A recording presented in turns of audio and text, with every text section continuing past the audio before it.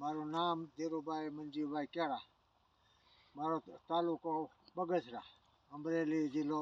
ગામનું નામ? ગામ Juna Jhanjhariya. Survey number? Survey number 92. 92 પૈકી? હા, પૈકી 3. હા. કેટલા વીઘામાં બનાવ્યું છે? 2.5 વીઘામાં બનાવ્યું છે મેં. હા. સરકારની સહાય મળે છે.